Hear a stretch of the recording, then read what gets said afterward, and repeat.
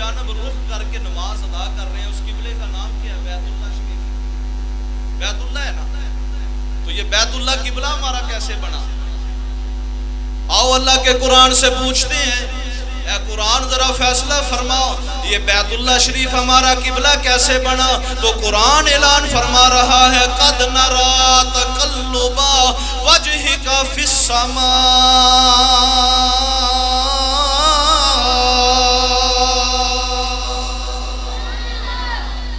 نماز ظہر حضور ادا فرما رہے ہیں. نماز ظہر ادا کرتے ہوئے نبی علیہ السلام 2 رکعتیں آپ نے ادا کی، 2 بھی باقی ہیں. ایسے حضور نے چہرہ آسمان کی جانب اٹھایا. اللہ تعالیٰ نے فرمایا، محبوب ہم تیرے چہرے اٹھانے کو بھی دیکھ رہے ہیں، تیرے دل میں جو خیال آ رہا ہے اس کو بھی جان رہے ہیں. اللہ علیم بذات الصدور ہے نا، سینوں میں چھپی ہوئی باتوں کو جاننے والا ہے. اللہ نے فرمایا، محبوب تیرا ارادہ بھی جانتے ہیں اور تیرا ایسے رخ اٹھانا بھی سمجھ رہے ہیں. تو یہ چاہتا ہے نا کہ میرا قبلہ تبدیل ہو جائے.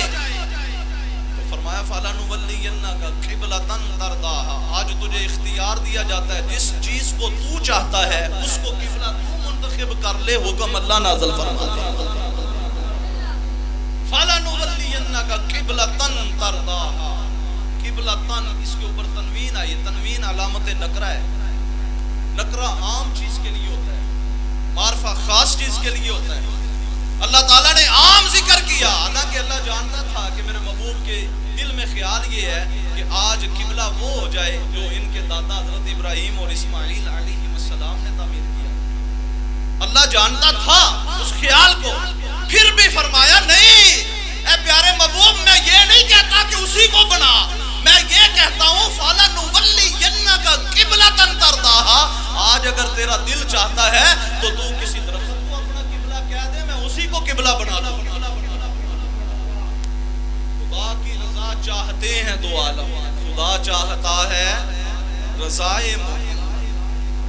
سرکار کی رضا سے قبلہ تبدیل ہوا. اس سے قبل مسلمان بیت المقدس کی طرف، مسجد اقصی کی طرف رخ کر کے نمازیں ادا کرتے رہے. اور مدینہ شریف جانے کے بعد 16 ماہ اور کچھ دن مسلمانوں نے بیت المقدس کی طرف رخ کر کے نماز ادا کی. بعد میں حضور کی منشا کے مطابق یہ قبلہ بنا. اب توجہ فرمانا، حضور علیہ السلام نے 2 قبلوں کی طرف رخ کر کے نماز ادا فرمائی، بیت المقدس کی طرف کی اور پھر بیت اللہ شریف کی طرف کی.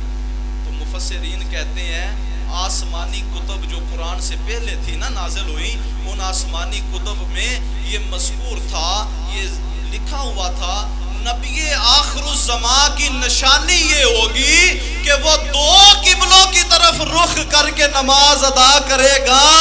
تو معلوم یہ ہوا سرکار نے 2 قبلوں کی طرف رخ کر کے نماز ادا کر کے ہمیں اشارہ دے دیا. اور جس آخری نبی نے آنا تھا وہ آخری نبی کوئی اور نہیں، اللہ کا محبوب محمد عربی آخری نبی بن کے آیا. اللہ کا محبوب آخری نبی بن کے آیا. اچھا، اب ایک اور چیز میں عرض کروں.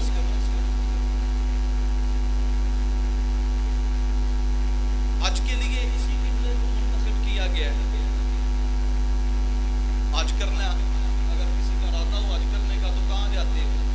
بیت اللہ میں، ایام مخصوص میں اسی بیت اللہ شریف کے گرد طواف کرنا، صفا مروہ کی سعی کرنا، ایسے ہی منا، مزدلفہ، عرفات، اس کا وقوف، جتنے بھی اراکین ہیں اور وجوب حج ہیں، اراکین حج ہیں، ان کو ادا کرنے کے لیے ہم ادھر ہی جاتے ہیں. آج بھی اسی کعبے میں جاتے ہیں، اسی قبلے میں جاتے ہیں، اسی قبلے میں جاتے ہیں نا جو قبلہ محمد عربی صلی اللہ علیہ وسلم کا منتخب کردہ قبلہ ہے. اگر کوئی اور نبی آنا ہوتا تو اللہ تعالیٰ اس قبلے کو منتخب کیوں کرتا؟ اللہ نے نہ کر کے کسی اور قبلے کو منتخب نہ فرما کے ہمیں اشارہ دے دیا، بتلا دیا، فرمایا میں محمد عربی کو آخری نبی بنا کے بھیج رہا ہوں. اب جو اس کی منشا ہوگی وہی آخری منشا ہوگی، جو اس کی مرضی ہوگی وہ آخری مرضی ہوگی. فرمایا اس کے بعد کوئی نبی نہیں آئے گا. اور سب سے بڑی دلیل آخر میں ایک اور عرض کرتا چلوں. بندہ فوت ہو جائے قبر میں رکھ کے جب ہم آ جاتے ہیں تو اس سے 3 سوال کیے جاتے ہیں. ایک سوال رب کے بارے میں ہوتا ہے, ایک سوال دین کے بارے میں ہوتا ہے کہ تیرا دین کی ہے, اور ایک سوال نبی کے بارے میں ہوتا ہے کہ تیرا نبی کون ہے.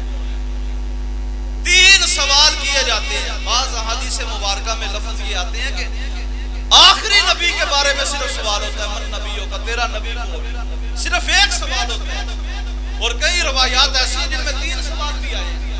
البتہ توجہ فرمانا میرے جملے پہ, نبی علیہ السلام کے بعد اگر کوئی نبی اور آنا ہوتا, سرکار آخری نبی بن کے تشریف نہ لاتے, تو پھر قبر میں سوال حضور کے بارے میں کیوں ہوگا؟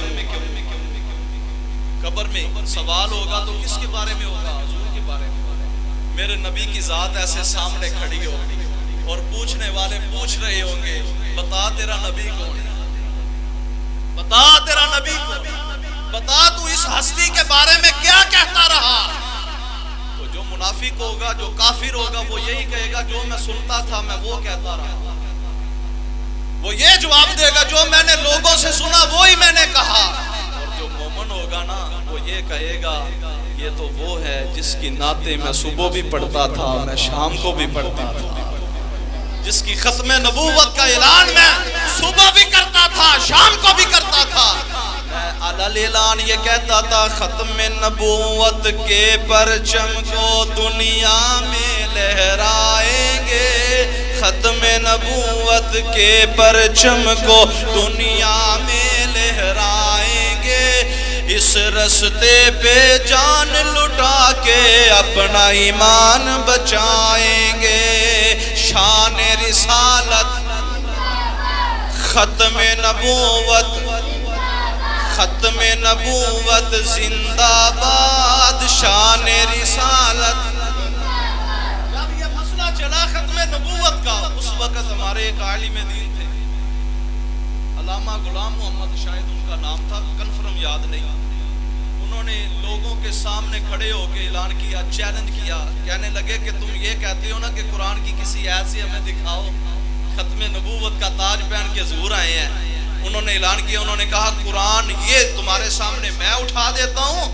ایسے قرآن کو لہرایا, قرآن کو لہرا کے کہنے لگے یہ قرآن میں تمہارے سامنے رکھتا ہوں. قرآن کی جس آیت کو تمہارا دل کرے پڑھنا تمہارا کام ہے, اسی آیت سے نبی کی ختم نبوت کو ثابت کرنا نبی کے غلاموں کا کام ہے.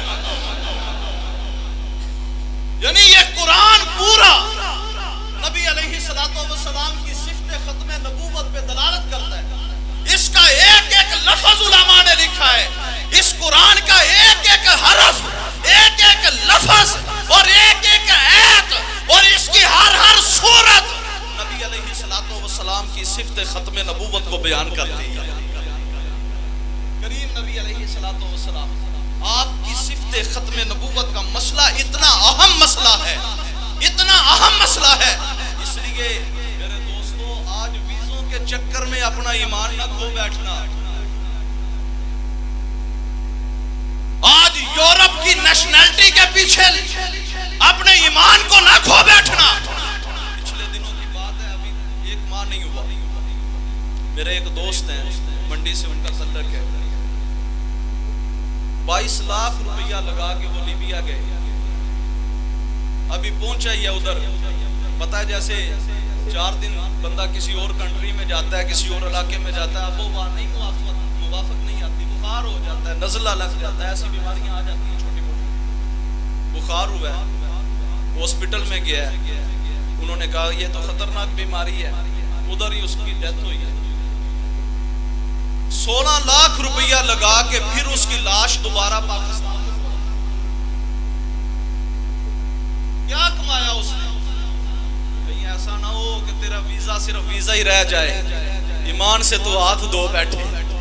اس لیے دنیا کی لالچ میں آ کے حضور کی ختم نبوت پہ ڈاکہ نہ ڈالنا, حضور کے ساتھ غداری نہ کرنا. رب کعبہ کی قسم ہے, میرے محبوب کی بارگاہ کا تو عالم ہی یہ ہے, حضور سے مانگنے میں دیر ہو سکتی ہے, سرکار کی عطا کرنے میں دیر نہیں ہوتی. اسی لیے ہم کہتے ہیں مانگو مانگو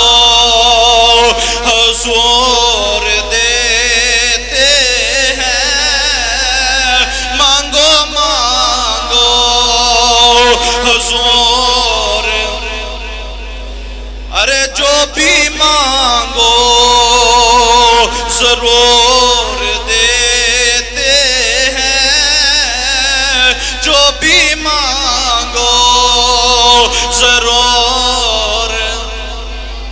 اللہ میری اور آپ سب کی حاضری قبول و منظور فرمائے۔ اللہ تعالیٰ جو کچھ بیان ہوا اس پہ عمل کی توفیق